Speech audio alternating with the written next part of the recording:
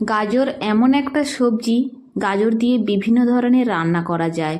টক, ঝাল, মিষ্টি বিভিন্ন ডেজার্টে গাজর ব্যবহার করা হয়। ছোট বড় সকলেই আমরা গাজরের বিভিন্ন ধরনের রান্না খেতে পছন্দ করি। যেমন উপকারী, খেতেও তেমনি ভালো লাগে।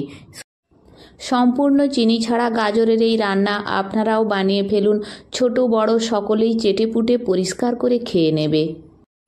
গাজরের এই ইয়ামি ডেজার্ট বাচ্চাদের টিফিন কৌটায় ভরে দিন, চেটেপুটে খেয়ে নেবে। খুব সহজ একটি রান্না, 5 মিনিটের মধ্যে রেডি হয়ে যাবে। বাচ্চাদের টিফিন বক্সেও দিতে পারবেন, নিজেরা টিফিনেও খেতে পারবেন। গাজরের এই সুস্বাদু দারুণ পদটি বানানোর জন্য প্রথমে গাজর ধুয়ে পরিষ্কার করে ছাড়িয়ে নিয়ে গ্রেড করে নিয়েছি। তারপর ওভেনের উপর বসিয়ে দিয়েছি একটি ননস্টিক কড়া, তাতে দিয়ে দিচ্ছি 1 চামচ ঘি। ঘি দিয়ে প্রথমেই আমি কাজু এবং কিশমিশ ভেজে নিচ্ছি। কাজু আমি এরকম ছোট ছোট টুকরো করে নিয়েছি, কিশমিশ গোটা রয়েছে। এইভাবে লাল লাল করে ভেজে তুলে নিচ্ছি। এইভাবে ভেজে নেওয়া কাজু ও কিশমিশ একটা বাটিতে তুলে নিচ্ছি। তারপর ওই ঘিয়ের মধ্যে দিয়ে দিচ্ছি 3টে এলাচ। এলাচ 3টে ফাটিয়ে দিয়ে একটু নাড়াচাড়া করে নিচ্ছি। তারপর এইভাবে গ্রেড করা গাজরগুলো দিয়ে আবারও নেড়ে নিচ্ছি। তারপর ওর মধ্যে দিয়ে দিচ্ছি 1 চামচ গুঁড়ো দুধ, যে কোনো গুঁড়ো দুধ আপনারা ব্যবহার করতে পারেন।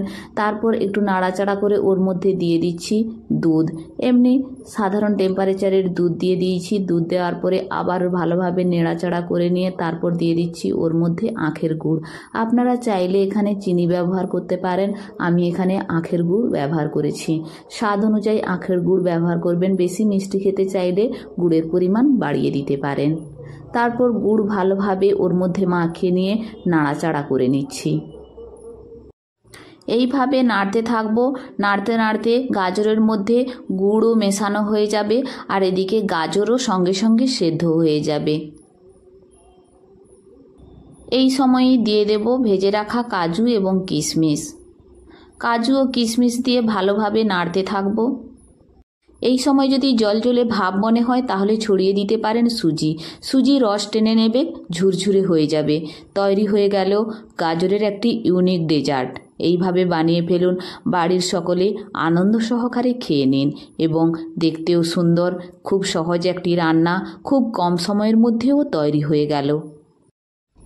আমার গাজরের এই রান্না যদি আপনাদের ভালো লাগে তাহলে লাইক করবেন এবং সাবস্ক্রাইব করে পাশে থাকার অনুরোধ রইল। দেখা হবে অন্য কোনো রান্নার রেসিপি নিয়ে।